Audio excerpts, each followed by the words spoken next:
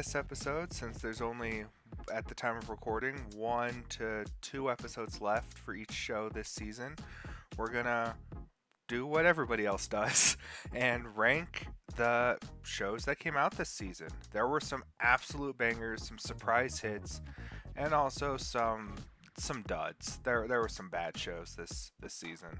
So before the absolute banger that summer's gonna be, let's get into it. So I'm only gonna rank the shows that I have seen. I watched about 15 to 16 of them this season. So yeah, let's get into it. Start with My Home Hero. I think this deserves an A. Like I stated in the top 10 new anime list, which you can find right there, this show does exactly what it needs to do for a suspenseful thriller. It hooks you at the end of every episode, making you want to watch more. It has a pretty decent story, pretty good characters. You feel involved. You're trying to figure out what they're going to do next. And it's just an overall really, really, really good show. Vinland Saga Season 2 Cour 2. If there was a tier above S tier, that is where this would go. Vinland Saga is arguably one of the best anime I have ever watched, and story-wise, it's starting to compare with Attack on Titan. That is how good Vinland Saga is. Thorfinn is a phenomenal character. His character development is insane. And Canute, too. Canute has flipped a complete 180 from season 1 and is just a completely different person, and I love it. And they write him so well. And when Thorfinn and Canute finally meet each other for the first time in 4 years, it was such a, like, oh my god, is something like whack gonna happen? And oh god, it's just so good. Einar is a great new character, and I love the bromance between Thorfinn and Einar. Einar really helped, Thorfinn get back on his feet and stop, living in the past and start facing his inner demons, and accepting what he's done and trying to make himself a better person. So if you haven't seen Vinland Saga, go watch it right now. This show is top tier. There is a reason why people call it Peakland Saga. Oshinoko. I'll put it S tier. It's really good. The social commentary it has on the entertainment industry is insane. And I know there's still 3 episodes left, I think, at the time of recording this. I just want to watch the rest of them. It's so good. Aqua and Ruby are great characters. We haven't seen a lot of Ruby, which kind of sucks. But obviously Aqua is kind of like the focus of the show, at least right now. And God, there were some moments that the first episode just caught me by surprise. That look that Aqua had in his face, in his eyes, when he said he was gonna kill whoever, spoilers, kill whoever, did that thing to that person close to him, just gave me chills down my spine. This show is so good, and it's best if you go into it not knowing too much, and especially with the first episode basically being a movie. The animation's great, the music is pretty good. Overall, it is just a great show. And on par with that, in my opinion, I'll put it high A tier. Hell's Paradise is fun. It is really good. I don't know if it's reached the levels of Chainsaw Man. I would say the first 11 episodes compared to JJK's first 11 episodes are about on par. I do wish we got more. I hope there is a second cour. But the music, banging. The animation, banging. The fights, banging. The characters, banging. The art design and the monsters and stuff, banging.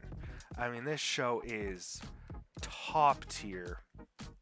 And Mappa has knocked it out of the park again. And I don't know why there aren't more people talking about this show.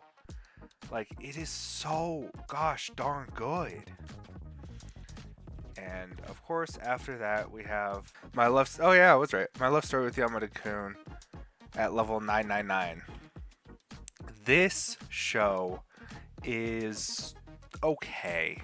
Like it, I watched the first 4 or 5 episodes. It was neat. If you really like recovery of an MMO junkie, to my understanding, it's pretty similar. It follows a girl who got into an MMO because of an ex-boyfriend, ends up running into Yamada-kun, and then she ends up falling in love with him over this MMO. So I mean, it's okay. It wasn't really my cup of tea. I'll give it a C, I guess. It's like low C, high D, honestly. Dr. Stone, Season 3, Cour 1, is a solid B. It is really good so far. I'm really liking seeing the crew get on the ship for the very first time, start adventuring the world, encountering new enemies, and overcoming it with science. There's some really funny moments in it. You actually do learn a bit. I don't think it's on the same level as Stone Wars yet. I'm really curious to know what the king looks like. But overall, I mean, it's good. It's good. I definitely say watch it, especially if you like Dr. Stone. But it's not like outstanding. Like you need to watch this show. Period. But it's good. Next we have Kamikatsu, God in a Godless World. Part of me wants to put it in B. I'm not gonna lie to you. It really belongs here. But I feel like it's aware that it is ass. Put it high C. Like, everybody's seen the meme of the atrocious CGI monsters. And the fact that they put an anime filter over an actual video of somebody farming.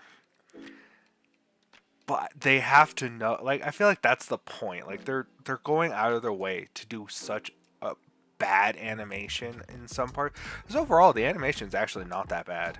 It is also way too gosh darn horny.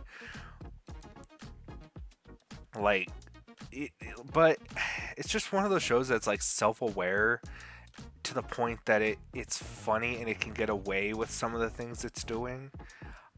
I wouldn't recommend this to anybody who is not like super into anime. But like if you really have absolutely nothing else to watch, give it like 2-3 episodes, see the bad animation, see if the humor hits. Yeah. Let's see here. Heavenly Delusion, or Tengoku Daimakyo. I'm gonna put that in S. It is really good, and it's really nice seeing another really popular seinen. And for those who don't know, seinen is a genre aimed at older adults. It's like the 18 to like 40-ish range. So a lot of more mature topics and tones and content and stuff like that. But if you liked the first season of Promised Neverland, second season doesn't exist. Nobody ever talks about it because it was atrocious. Heavenly Delusion it just does something special, I think. The opening is actually really good. The animation, for the most part, is stellar, and the overarching plot and the twists and the two main characters trying to get to heaven, and the thought that, is heaven breeding the man-eaters? What is heaven? What are they doing there? What is the point? Why do people have powers there? Is one of the main characters from heaven, and that's why he has to go back? there's just so many plot threads that it just keeps spinning out, and I just want more and more answers. And every time they give you the answer to like 2 or 3 questions, 5 more pop up.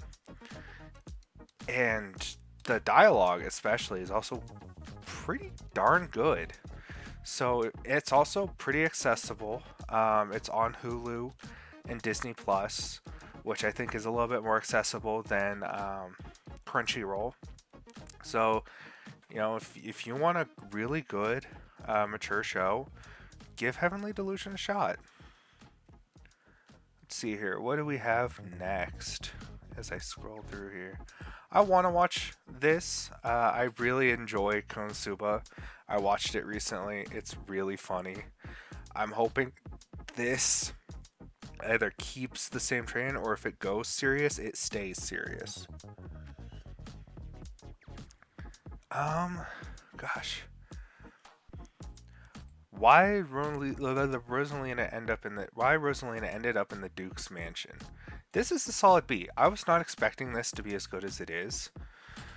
It follows a girl who dies and gets reincarnated into a novel she read, and as one of the main characters. And in order to not die, she moves some things around with her knowledge of how the world works according to the book, and she ends up falling in love with the Duke, and the Duke and her have like they love each other, but they don't love each other, and it's honestly kind of cute. And there are some pretty interesting moments, some funny moments, and it kind of keeps you drawn in with a little bit of that political intrigue, I guess. So it's pretty good. If you want a romance show that also has a slight hint of mystery, definitely give this one a go. I got a cheat skill in another world. I became unrivaled in the real one too. I'm gonna put this C tier. It's like low B. I feel bad for putting it in C tier, so we'll put it in B tier. But like it's really like here. The story is okay. The animation is okay. Like for most part, it's actually pretty good animation, but there are points, and I don't know why. It's literally only the main character that has CG animation, and I have no issues with CG animation if it's done correctly. And this just looks like I've seen worse.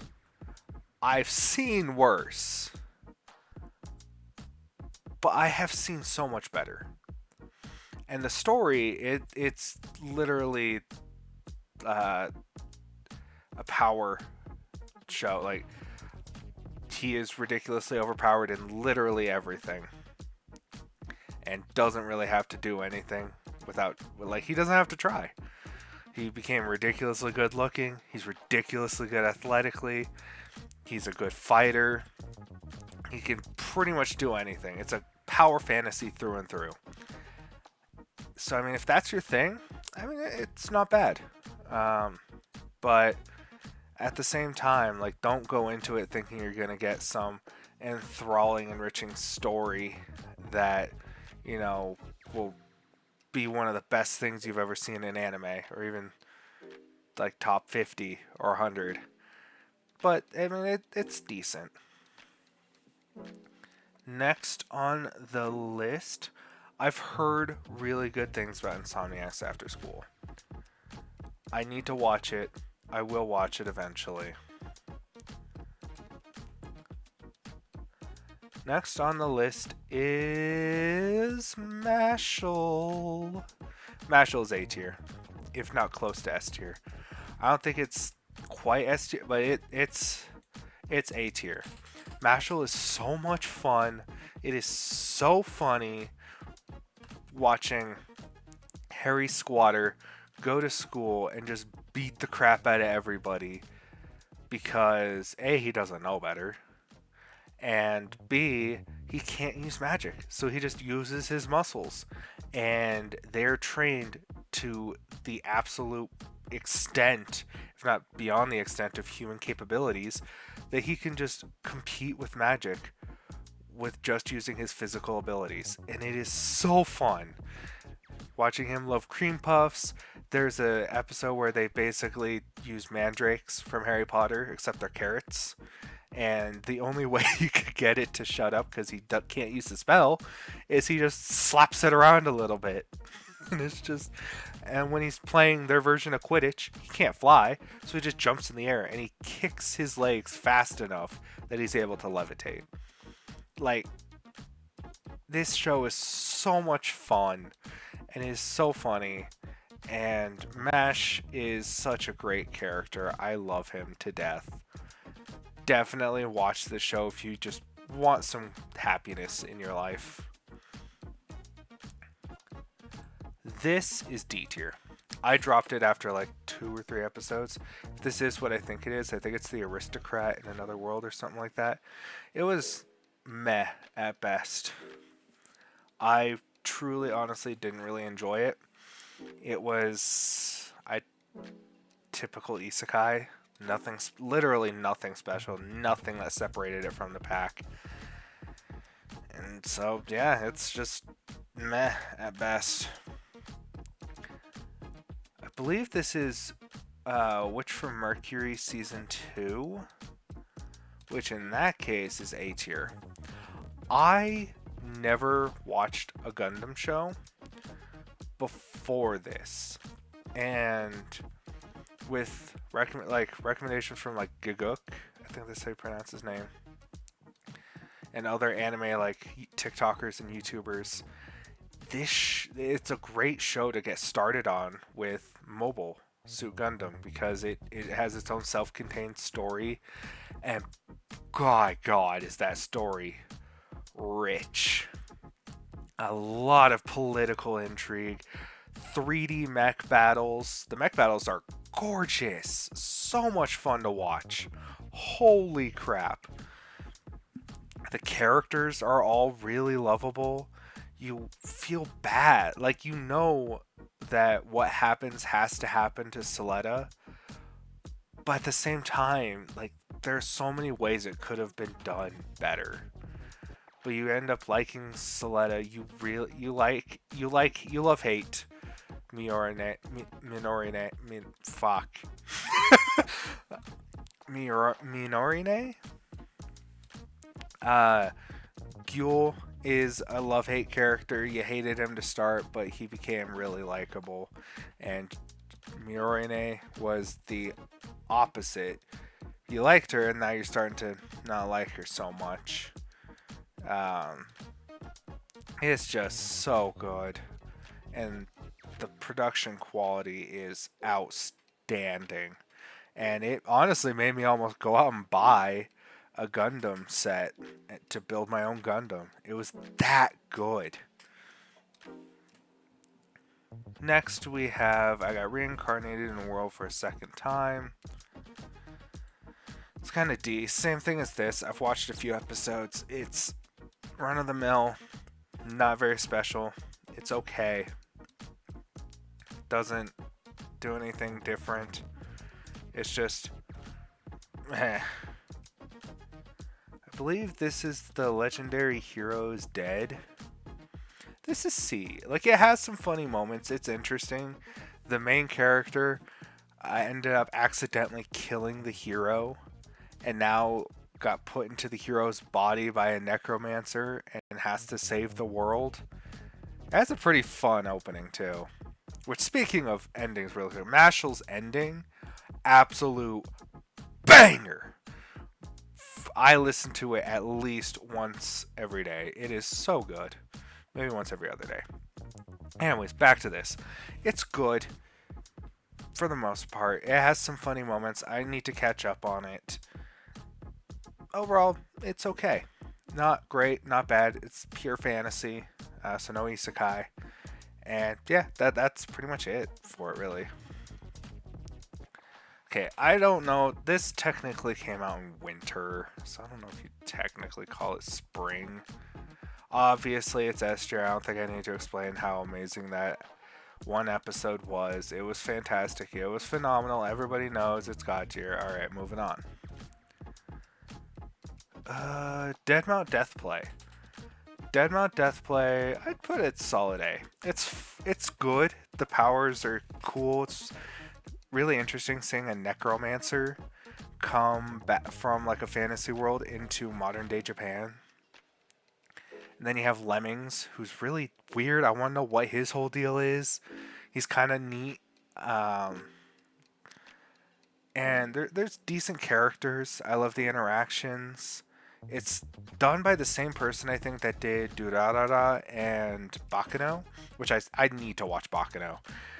But overall, it's a pretty good show. Good animation, pretty decent music, good action scenes, decent character development. Overall, pretty darn good. I think that's really... Looking at this, I think that's... Oh, Demon Slayer. Duh. I'll put Demon Slayer high A. I think this season is really good. I don't think it's as bad as people are making it out to be. The CG is great. Demon Slayer fans are goddamn spoiled. But overall, this season is phenomenal. Not phenomenal. It's good. I also don't see why people are complaining that the Gyotaro versus Tengen fight was super duper flashy, but the Muichiro versus, I don't remember his name, Upper 5 was not that flashy. That's the point. Muichiro is not a flashy character. He's just he gets it done. Now, just you wait until the Infinity Castle arc. That is going to, I think, have a chance to break the internet with the fights against Akaza again, the fight against Doma, and especially the fight against Kokushibo. And Zenitsu doing something with his eyes open. This show is pretty good. Season 3 is pretty good. The season finale is going to be an hour long. I'm curious if maybe that's going to include the trading arc. That way, the season 4 just goes straight into the Infinity Castle. But we'll see. Outside of that, I think that's pretty much all the anime I've seen this season. So we'll wrap that up here. Let us know in the comments what anime you watched this season and what you thought of them, as well as some of the anime I definitely left off. Maybe there's a new show I need to pick up before this summer season goes absolutely hard in the paint. So thank y'all for watching. Make sure you like, comment, or subscribe, and we will catch you guys next time.